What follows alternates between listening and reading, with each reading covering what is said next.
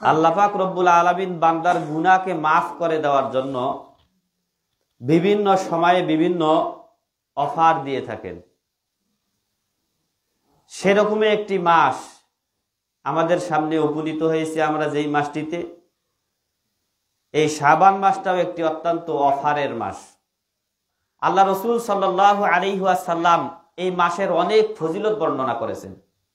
ইবনে মাজার হাদিস শরীফের মধ্যে আছে যে হযরত আম্মাজান আয়েশা সিদ্দিকা রাদিয়াল্লাহু তাআলা আনহা একদিন রাতের মধ্যে আল্লাহ রসুল সাল্লাল্লাহু আলাইহি ওয়াসাল্লামকে বিছানায় খুঁজে পাচ্ছেন না।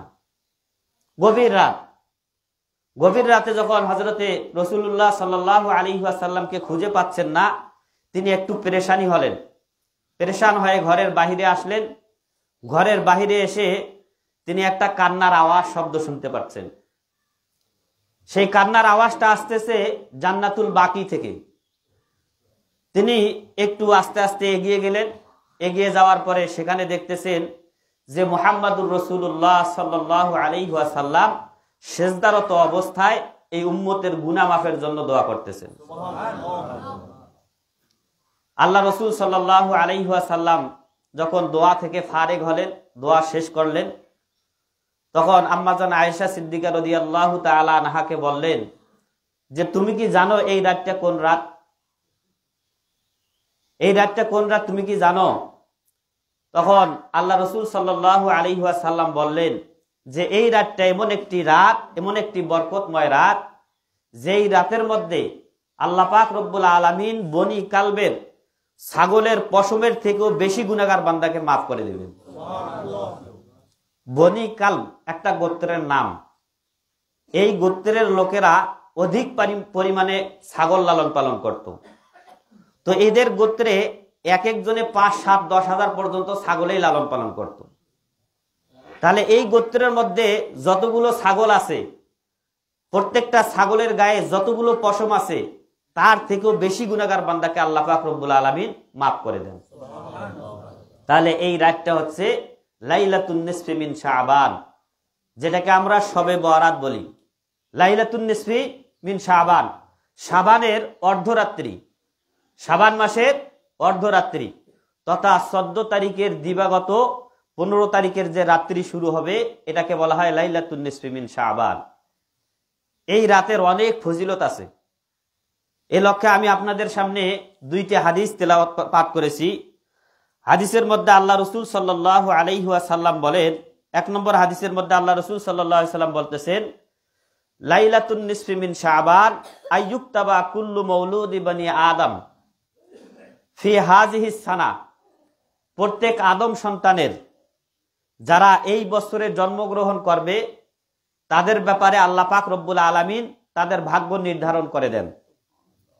আইয়ুক্তাবা কুল্লু মাউলুদি বনি আদম ফি হাযিহিস সানা ওয়া ফিহা আইয়ুক্তাবা কুল্লু হালিকিম মিন বনি আদম ফি হাযিহিস সানা। কোন ব্যক্তি এই বছরে জন্মগ্রহণ করবেন, আল্লাহ পাক রব্বুল আলামিন তাদের একটা লিস্ট আল্লাহ পাক রব্বুল আলামিন সেই দায়িত্বশীল ফেরেশতাদেরকে দিয়ে দেন যে এই বছরে অমুক অমুক অমুক অমুকের গর্ভে সন্তান আসবে, তারা এই বছরের মধ্যে পৃথিবীতে আগমন করবে।